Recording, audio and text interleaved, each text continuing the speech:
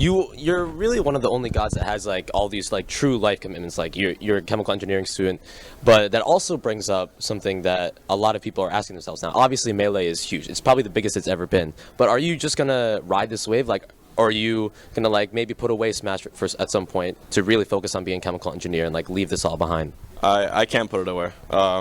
And when people ask me who I am, I say I'm a Smasher. Like it's an identity of my life now. I used to have it as a hobby. Like, yeah, I'm a student. I play Smash Bros professional on the side, but like this is literally who I am.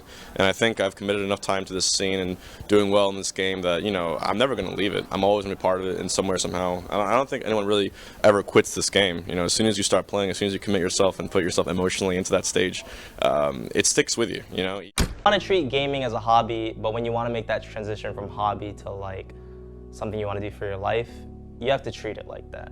So when it came to like my free time was trying to improve. Like I had to catch up to these other people because I knew what I wanted. And if you want to be a pro gamer, like you really have to treat it like that. Because if you don't, there's somebody out there that is. And somebody out there might have more resources than you. One of the things that keeps it like great for me, I play games because I have fun playing games. If you get really stressed out about it, like it makes it a little tougher. But as long as I kind of made sure to find the fun in it, play with friends, find new ways to play, like I could always stay motivated. So the best thing you should do is worry more about the journey, worry more about the improvement, the resources you have, the friends and the rivalries you might get, and just don't take it for granted. So going a bit outside the game, obviously Melee is just like it's exploding right now, right? It's bigger than it's probably ever been. Are you planning on just like going through with this all the way through, or do you have any other career plans, things of that nature? That's a good question. I graduated from undergrad in May in a bachelor's degree in psychology. I'm thinking of grad school a little bit. I'm not sure. Academia, like sometimes I'm cool with it, sometimes I'm not cool with it.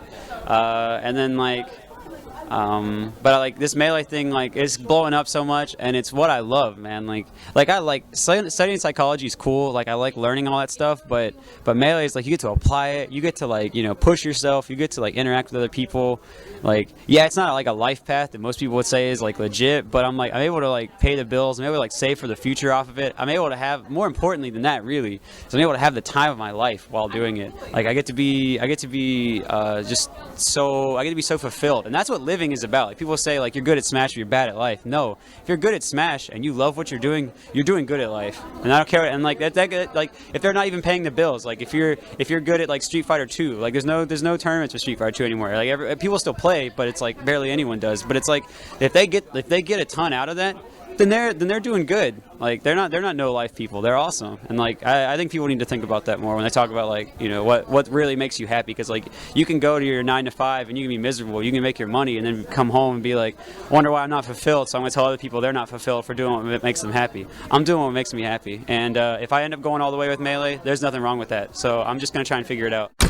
One of the things that I've learned with my parents who are Christian is that it's always good to be self-sacrificing for others. Put yourself out there, even though sometimes people may not immediately reward you for the things that you're doing. Still, you should keep doing things that are right if you feel in your heart that it's the right thing to do, because there might be even if you don't get recognition immediately, sooner or later people will appreciate it. And even if they don't, you should just do it because you have passion and love for what you're doing. And that's how it should always be. You never want to think about the payment that you're going to receive for what you're doing. It should just always be you're doing it for good intentions.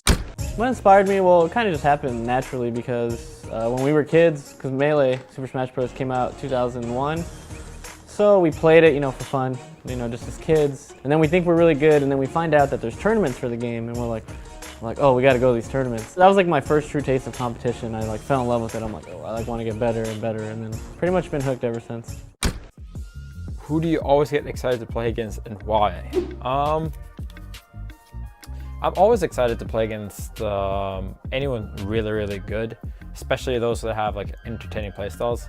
For me, it doesn't really matter if it's like Mango, Wormada, or Plop. I just, that kind of shifts. Like maybe if Mango beat me last time, I really want to beat him back. Maybe Plop did, I want to beat him back. Now getting into Ultimate, I do want to play the other Melee players, but I'm really excited to try my hand at some of the, top level players such as Nairo, Tweak, MKLeo, and, kind of compare what do these guys do, what are their habits, how do they view the game, and so on. So I'm really excited to try that. Okay, so last question is, what was your most memorable set or match on your way up the bracket for Apex?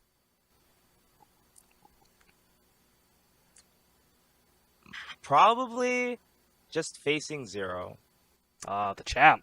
Yes, because he was in my pool, and I did do a lot of Diddy practice just going into it, but just like it wasn't that the match itself was super hype or like super memorable, but it's just like from facing him, you could just tell how much effort you put into the game reflects in your gameplay. And I didn't like get completely bodied. I took one of his stocks in 2 separate games, but it was a really humbling experience because it showed me like this is what like a player who puts a lot of time into Smash Bros looks like. And you could tell that Zero like really wanted to be really good at Smash Bros. What do you think about this practice that a lot of people have been preaching, where you want to play someone slightly worse than you or slightly better than you, and don't want to play someone way better than you to get better? How do you feel about that? It depends. I mean, when I was trying to get better, I honestly just played anybody who was better than me. It didn't matter if they were 10 times better or 5 times better. I feel like playing people that are significantly better than you can be helpful. Because it gives you an idea of where they are and what you should be doing. I think what happens is that people get frustrated and then they kind of just like, they just get whooped and then they don't really pay attention to what's going on. So I think that's just on the player's fault. I don't think it has to do with the uneven skill.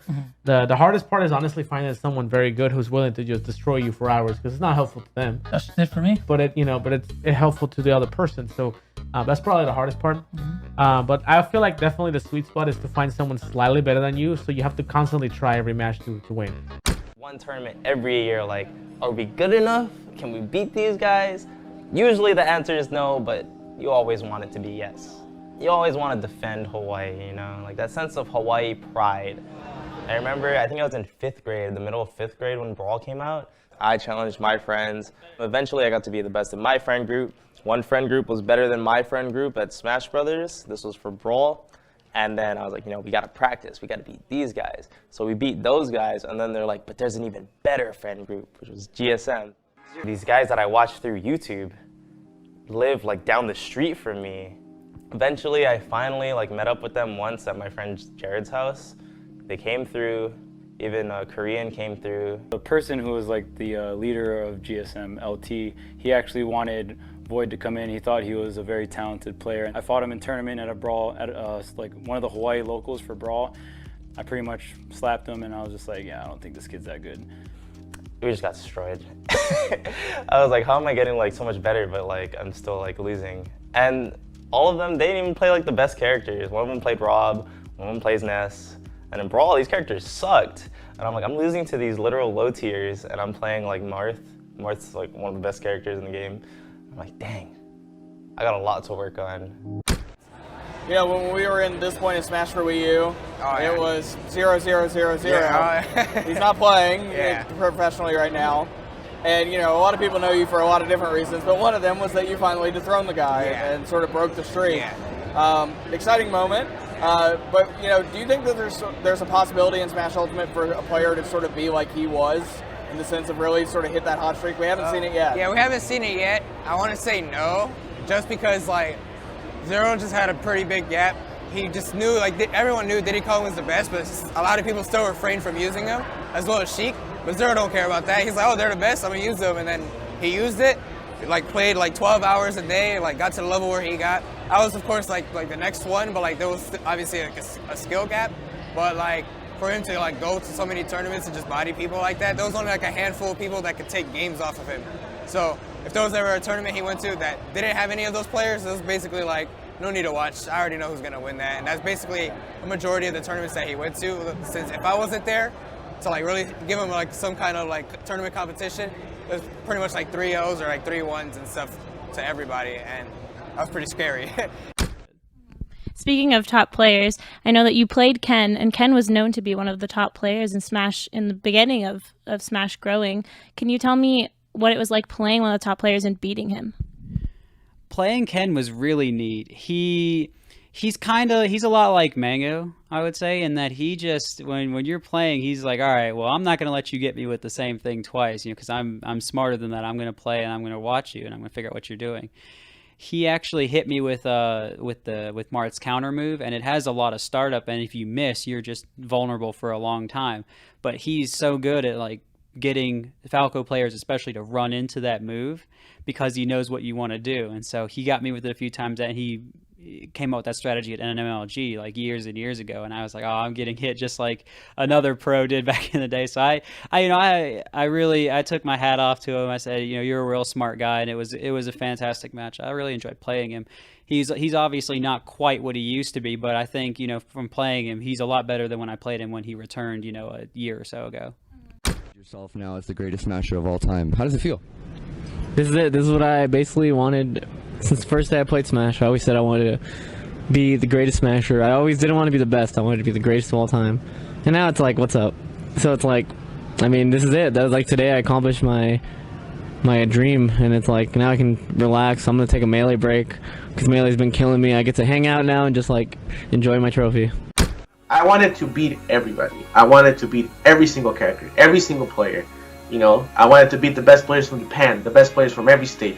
I just wanted to build something that I felt was unshakable, that I felt I will be so satisfied with that I could just turn the page on it and then look back on it and say, I did all that work for that.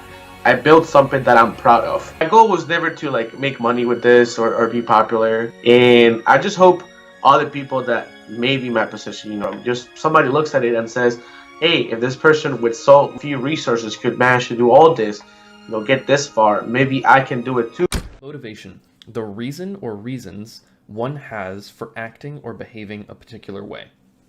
And then passion, an intense desire or enthusiasm for something. That's what I'm using here. And so the process I want to talk to you guys about today is something that I've kind of come up with. It's not really like a groundbreaking thing, but it's what, why, and how. And you need to do it in this order. So essentially, what I want you guys to do, and what I've talked about before, is analyze your goals. What do you want to achieve, right? This is your what. Why do you want to achieve this thing? This can be difficult to figure out, right? But this is your motivation. What is the reason behind you wanting to do this thing, right? And then the how is, how are you actually going to achieve this thing that you want? And if you can figure all of that out, then it's perfect. But what actually goes into this, right? And what people get wrong a lot of the time, I think, so this could be why motivation isn't working for you, right? A lot of people talk about how motivation and passion are just fleeting things, that all you need to do is establish good habits and then you're fine for the rest of your life. It doesn't matter if you're passionate about something, it literally doesn't matter. And so I feel like people are a little bit misunderstood when they say things like that. So the process would look like you analyze what makes you feel fulfilled, that has you, at the end of the day, have some sort of sense of achievement, right? Some sort of sense of accomplishment. And what you do is once you have that thing, you want to achieve it, use that motivation you have, the reason you have to do this thing, and instead of just going out and grinding immediately, let's say, here's an example. I'll put this in Melee terms, right? Everybody's had it where you lose in a tournament, right? Let's say you went, 2-2 and you lost to someone that you thought you should have beaten, you barely didn't make out of pools, and you really, really wanted to. You're bummed out for probably like a day, the next 2 days maybe even, and then you start feeling, you know what, I don't want to drown in pools. The next national I go to, I'm not going to drown in pools, I'm going to do this. Now, a lot of people in this situation will run to their console. They'll run and just practice whatever. They don't really know exactly what they're doing. A lot of people will just go to net play these days and just start grinding, right? Next national comes up, same things happen, and they're like, man, I can't get out of this plateau. I don't know what's going wrong. It's because you're using this motivation and committing yourself to an inefficient process. So what you need to do with your motivation is not just hit the grind and exert physical effort. What you need to do is exert mental effort. You need to go and use your motivation to construct an efficient process that's actually going to help you reach your goal. So once you understand the process and you have the motivation to do that, then you can commit effort to that thing. Yeah, I was actually going to ask you about that. You've always kind of been like that guy that told everyone Plop is going to be big. He's getting really good. He's really, really talented. And it seems like he's finally like really ascended. Like last year, he was always getting consistently outside the top 8, but he recently beat Leffen. Like, do you feel like he's really reached that point where he's going to be a challenge to the gods every single tournament he attends? Yeah, his ceiling is a challenge to the gods. If he's playing on his ceiling, he's definitely right there at the god level, in my opinion. He can beat me. Maybe I think he can beat Mango's Fox too. He's playing on a good day. But there's more than just a ceiling of skill. Then you also have to put into the fact, how do you play in tournaments? I handle pressure. Like I was hot off a second place at Evo, and then at Big House I got 9th, my lowest placing of all time, back to back. So it's not exactly the fact that, you know, can you play really, really well in a certain moment. It's can you consistently do this over a span of time. And Plop had been doing that for a span of time, getting 9th place at all these things, but I don't know what happened. It's the dynamic of a tournament this big is far different from a local dynamic or even a regional. So at Paragon, when he beat Leffen, he had the entire state of Florida on his side, everyone cheering him on, you know, Leffen being in Florida at the same time. And when he did that, it was basically, you know, this is my ceiling. This is my absolute best skill. I can take a set off West balls, I can test it off Plup and do this well. And a game off Beat the King too. But then when it comes to Apex, and you have to really learn how to sleep correctly, you have to learn how to manage stuff correctly, how to not stay on tilt. Like I said, it's stamina, really, being in a tournament this big. So, and that's just the way it is. Tournaments this big, they're going to be over multiple days, and you have to prepare adequately. So, Plup, he just got to this really top level just recently, so I think over time he'll get better at it. And I think Evo, maybe he'll perform a little more like what he's used to. I did way better. I think it's more for me right now. It's like a mentality thing. Right now, I'm just trying to focus on certain things like my gameplay and like eating healthy and like waking up early, because for me, obviously, like I have a lot of technical ability, and that relies on like me feeling well, right? Other people, like, they can feel like awful and then still play well. I don't know how they do it, but I'm not one of those people, so I actually really need to have a good day to play and like have a good day of like playing. So yeah, I'm just trying to focus on like just overall like a good mentality and like making sure I do everything properly like when the tournament comes. What type of preparation went into coming here today? It's just a lot of practice, but I think Melee, as much as it is like a technical thing, it's like all mental. So you have to like get yourself ready in the head, and like you got to like start meditating, not meditating, but like thinking, start getting yourself ready for like when it's game time. So it's more mentally taxing than it is. Well, even though like my hands start hurting, it's still harder up here.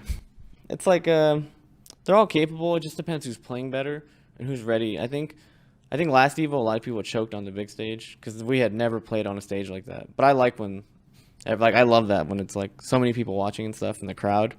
And I think we weren't ready for it, or a lot of the Smashers last year weren't.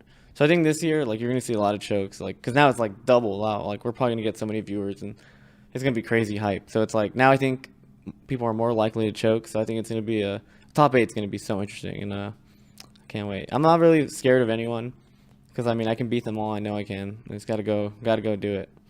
How are you feeling going into this tournament? Is there any special prep that you did? I know that you talk a lot about preparing mentally, physically, emotionally. Talk a little bit about your training process.